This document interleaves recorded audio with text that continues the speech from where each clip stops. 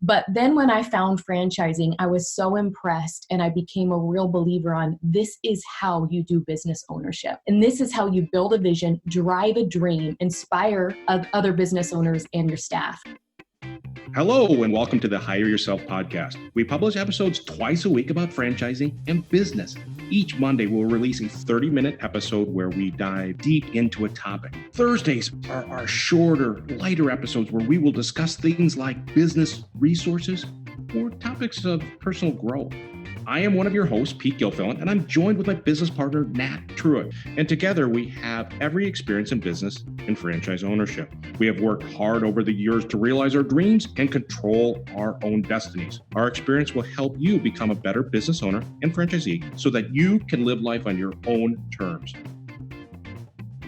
Well, Nat, we have a very special guest, a very good friend of mine. We've known each other for a couple of years, a very dynamic executive.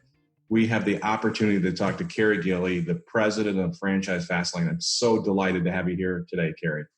Pete, Nat, I'm thrilled to be here. Thank you for having me. Yeah, I know it's a little early for you. You should be doing your run. Yeah. It's all right. I'll adjust it. Run will happen at lunchtime. Be a little warm. That's okay. All right. Fair enough. Well, I thought you have such a dynamic background in franchising. So maybe you could take a minute and just tell us a little bit about your background, what you've done in franchising, or how you got started in franchising. Sure, absolutely. Well, I've been in the franchise industry for 15 years.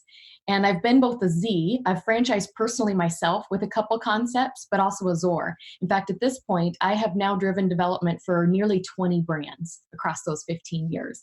I'm an absolute believer in franchising as a proven opportunity for business ownership.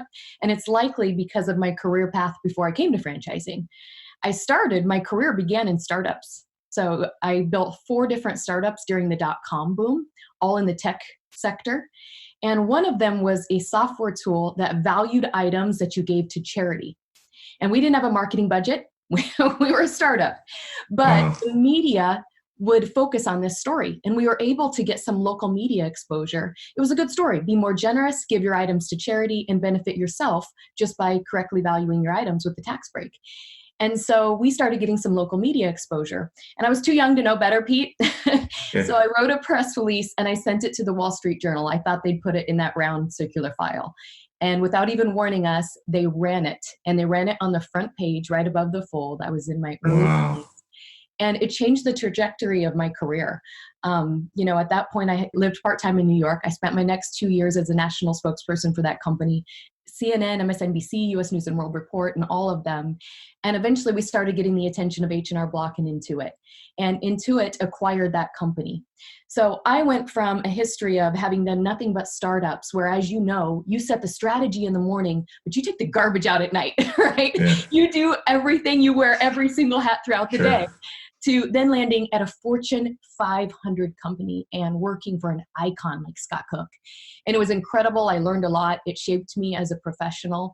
But then when I found franchising, I was so impressed and I became a real believer on this is how you do business ownership. And this is how you build a vision, drive a dream, inspire other business owners and your staff.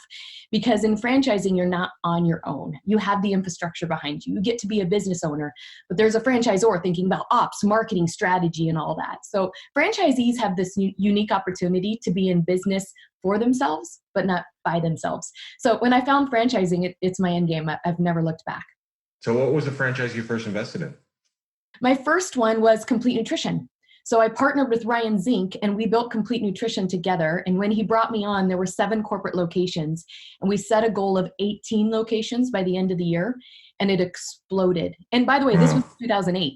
It exploded and we ended up selling 220 locations in 20 months. Wow. And Ryan and his business partner got 200 of those open. And then they had a very successful exit in 2015. And I bought 3 Complete Nutritions. And then I also bought Snap Fitness gyms.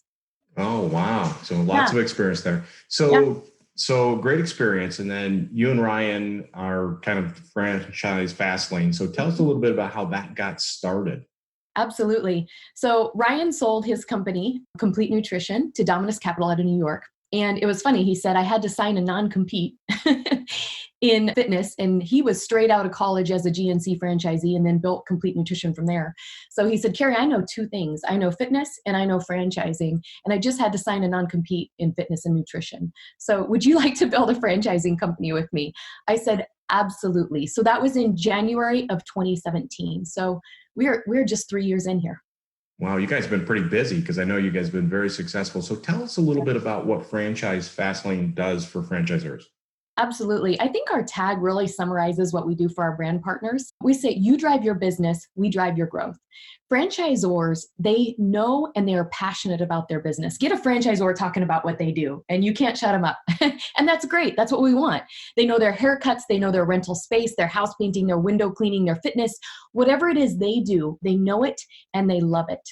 But going around and finding that right person, talking to hundreds of prospects, creating a discovery process that clearly defines your opportunity, finding that fit to carry the flag of your brand into a new market, that is an entirely different challenge. And it has to be done right because those franchisees are going to build your system. It is such an important part of building a successful franchise system. Brand Connect's most recent report said that 1% of franchise leads actually convert into franchisees, and it takes over 200 days to close on average that one lead. So here's business owners out there trying to build a successful franchise system. They're trying to run a company. They cannot talk to 100 leads in the hopes of closing one and spending 200 days to close that one. That is a heavy lift. So that's what we do. We have 15 brands, and we take all development off of their plate. They have to think about development 2 days a month, Pete, and that is when we bring people in for Discover Day. Outside of that, we do everything. We take the lead from the beginning. We build an entire process. We take prospects through a call or through a series of calls that clearly educates them on the brand, the unit economics, the overview, gives them a chance to validate with franchisees so that they can make an educated decision about whether or not that brand is the right fit for them. And my brands can make an educated decision about whether or not that franchisee is right. So you guys play an important role, right, in franchising in terms of helping these franchisors, and it's kind of a niche, right? You're kind of the front end support for them, getting good quality franchisees through the process to see if it's right. Oh, and it's so rewarding because you're inspiring business ownership. It's such rewarding work. Absolutely. Yeah. And you guys, you're probably one of the biggest ones out there, companies that do kind of this franchise development. Is that correct? We are. Yes, it's called an FSO, a franchise sales organization. And I believe we're number one in the country, locked nearly 1,000 territories across our 15 brands last year. I think it must be their great leader. Yeah. Well, thank you. From that standpoint. All right. So great experience in franchising, all that kind of stuff. And we're clicking along. You're working with 15 brands. We're building them. We're growing, all that kind of stuff. You're number one. And then we get a black swan event. Yeah. We get COVID-19 a couple months ago. Yeah. And that changed everything, right? So tell me a little bit about how the franchisors, I mean, this is big. Everybody had to kind of pivot. So tell me a little bit about how franchisors are adapting or kind of figuring out how to work through this kind of craziness. Yeah, it's so true. You're right. Out of nowhere, here it comes. Across our 15 brands, you can imagine that each of our brands have been impacted to different degrees. We have some brands that are still considered essential. We have some service brands that it's really little impact at all. A good example would be house painting. It's business as usual for them right now. In fact, in my last validation call for our house painting company, Color World, they said they can't keep up on bids, right? People are home and they're thinking about house projects right now because they're stuck at home. So I have some businesses that really haven't been impacted at all. Another example would be insulation. They've only had to change a little bit quality insulation. People are entering through the garage and going up into the attic, but they're still able to prepare bids and finish jobs. But then I have other brands that have had to completely shift, Pete. Think about the fitness industry. Right? Severely impacted. They've had to close their doors. The brands are serving their members and they're nurturing their communities with virtual classes, apps, scorecards with virtual coaches. I have one who built an app, D1 Training. They call it D1 to You. We have private Facebook Live experiences that have come up. Premier is now offering virtual martial arts training. Actually, my son has gotten very involved in that.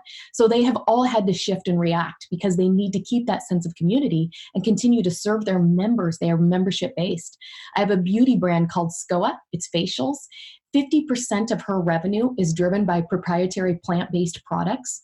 So what she's had to do as a leader, Andrea, the CEO on that one, is really shift the focus for franchisees to product sales, focusing on still being able to drive revenue, even though their doors are closed, and then releasing online tutorials so people know how to use the products. So yes, they've absolutely had to adapt and shift. Crazy stuff. And just so I want to make sure clear, because everybody thinks the whole world is shut down, right? You mentioned painting and some of these essential businesses that they're clicking along, and they really haven't been impacted the way you think they would. So as I talk to people every day and they go, oh, the world's crashing, right? And all this kind of stuff. And some of these businesses are just continuing to click on and sounds like being very busy. Absolutely. We have some businesses, like I said, that this is a very busy time for them. And the positive in it is there are people out there securing positions right now too. So these busy companies are able to help with that. They're providing jobs to people seeking work right now because their bids have increased. So absolutely, I would say nearly half of our brands are service, and some of them have hardly been impacted, while others are it's not at all business as usual right now. Yeah, certainly. But they're adapting. So let's talk a little bit about what you guys do, right? So you help them with the front end, the business franchise development, right? And so tell me a little bit about how that has had to evolve during this event. So many things have had to change. I mean, we live on Zoom, right? I don't know if you saw that Zoom released a report recently that said as of January 1, they had 10 million users, and now they have 200 million. So everything's happening on Zoom. It's how we're doing business. Franchising is normally an industry of travel. We're all staying home. We're hosting our virtual discovery days. We're attending conferences virtually. Everything is happening on Zoom. At Franchise Fastlane, it's been very important to Ryan and I to retain our staff because we do expect the industry to bounce back. And I know we're going to talk about that as well. So we have taken advantage of the CARE Act and the relief programs, the Paycheck Protection Program. So we actually have been on top of all of those programs. We've also helped our brand partners. We're releasing weekly videos to our brand partners every Friday to talk about the 606A bill and all the shifts and the different things we're seeing as a result of the virus. So let's talk a little bit about the virtual discovery days, because I think that's a pretty big shift, right? Yeah. So the last big step in investing in a franchise is going to a discovery day. It's kind of the partnership part of it, right? The mutual approval of deciding if it's a good match. Yep. And so that's significant because people would fly to the discovery day and they meet the leadership team, meet the support staff, and in many cases see the operations, take a class or do something like that. So tell us a little bit about how you guys were able to work with your 15 brands to be able to pivot to that, to virtual discovery days. And you are so right. We've had to completely change it. And at first we weren't sure whether or not it would work. When we onboard brands, well, in 2019, I talked to over 150 brands and I only brought on 5. So sometimes I think interpersonal interaction is so important. I cannot imagine deciding to add a new brand to our portfolio without being able to go meet the founders, see the business, see the experience. And I was concerned that Discovery Day would feel that way too, that prospects would be hesitant to commit to a brand and think about that being their future without seeing it in person. And it has not been that way. We have hosted nearly 30 virtual Discovery Days, and it is absolutely working. But the funny thing is every time we host another one, we refine our process a little bit, right? We're making it better every time. Some of our Discovery Days have only had a few prospects. Smash My Trash last week had 27 prospects. So you had to have 2 months. Holy cow. to see everybody. It's amazing. It is. It's amazing. It's careful preparation. You have to have an experience the night before, a virtual happy hour, an online workout, something that's casual so you can hear the voices of other people, because the next day the presentations are primarily the founders. Allow for Q&A. We used to think chat was the way to do that. Didn't work because then everybody uses chat and they're distracted and we don't get to hear the voices of the attendees. So have them raise their hand and ask their questions. I would also recommend frequent breaks. Give them, you can't, look at all of us on Zoom right now. We can't help it, right? Yeah. You have to give people frequent breaks, an opportunity to step away. And one little thing we learned is during those breaks, we're playing music. So upbeat music, that also tells them when to come back. Yeah. If the music stops, they know, it's time to go back. We're also sending gifts in advance. So, because normally they would fly in and they would be welcomed with some gifts from the brand. We're sending shirts and that sort of thing in advance. They'll wear them for Discovery Day. Just makes it more fun and enhances that camaraderie we're not getting in person. We're asking for meal orders in advance, and we're having meals delivered to their homes during our time. since we can't take them out to eat. So it is different, Pete, it is. But what our founders have told me is, Carey, we are getting to know the prospects, and we are scheduling more one-on-one time. In a in-person experience, we always close our discovery day with one-on-ones with each prospect. Now we're opening and closing with one-on-ones.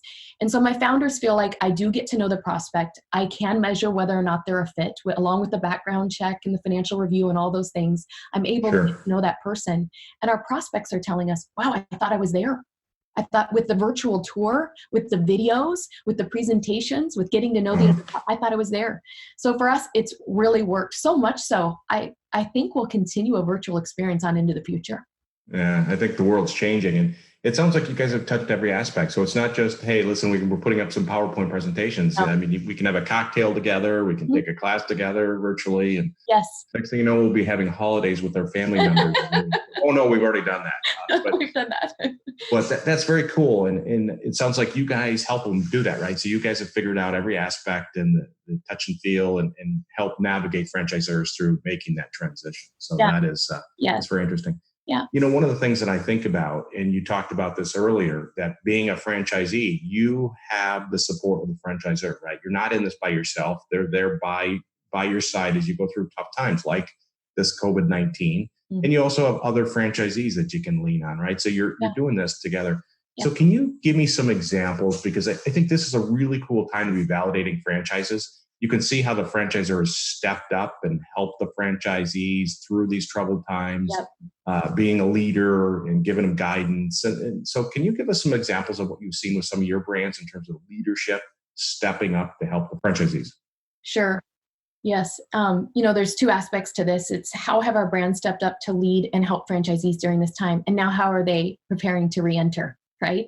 And I think this question is more focused on how have they led during this time. And I have been so impressed with our brands and what they've done, and bringing them together so they can share best practices with each other, I think has been really helpful as well across our 15 brands.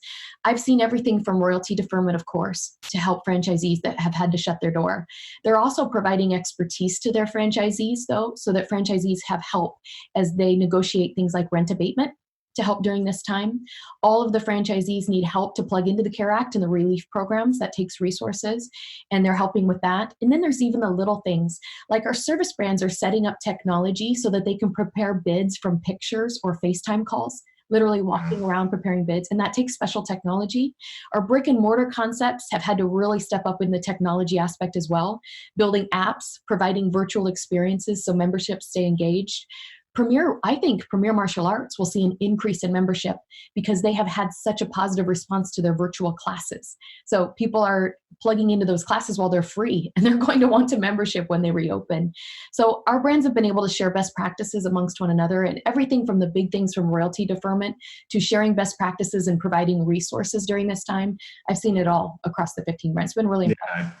I didn't even think about the technology, but the investment in the technology, if I was doing it on my own, it'd be really tough as a small business owner. But they can bring in the technology that allows you to kind of work through this from some point. So we got some good leaders stepping up and doing that kind of stuff. That's excellent. So the real question is now, some of these states are starting to ease up on the regulations to, you got to be at home. So we're going to start living again here slowly, I guess, step by step. So how are franchisors helping the franchisees kind of start ramping their businesses back up? And probably more so the facility-based ones. Sounds like the service ones are been kind of clicking along. Right. Talk to us a little bit about what you're seeing there. Absolutely. The goal here in this time as we all reemerge is two-part. It's to provide safety to our employees and our customers. That's the utmost important, but also maximize the opportunity of reopening these franchisees and helping franchisees recover from what they've been through. I've seen some really good best practices. And again, our brands are sharing them across brand to brand, which is great.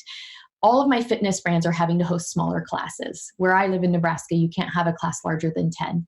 So having smaller classes means the franchisor has to step in and talk about scheduling and what that means. They're also arranging their schedules so carefully to make sure that people are never leaving and coming at the same time. So we're not overlapping in that way. And that applies to both fitness and that beauty concept that I mentioned. We need the schedule to be laid out very clearly. And the increased commitment to clean has been very impressive.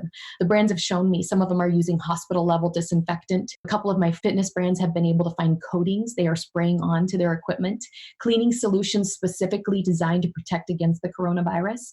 Branded masks. So Premier Martial Arts, they are providing masks to their kids that have ninjas all over them. The kids love them. The exercise coach also has branded masks. They're also providing disposable masks for parents that are coming in to watch their kids' class. Body Bar is a Pilates brand, so the entire workout is done on a equipment called a reformer. They can only use half of their reformers because their classes have to be smaller. And they're even providing neoprene handles and you can throw those away when you're done.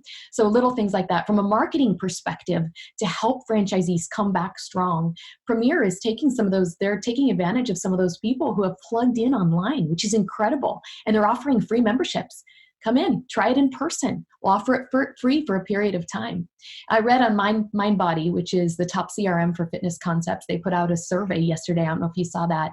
And they said more people reported regularly working out during this time than ever before. Went from 75, I believe it was to almost 79% of people saying I'm working out 3 times a week or more, which it makes sense. We're home, right? Yeah. We have time.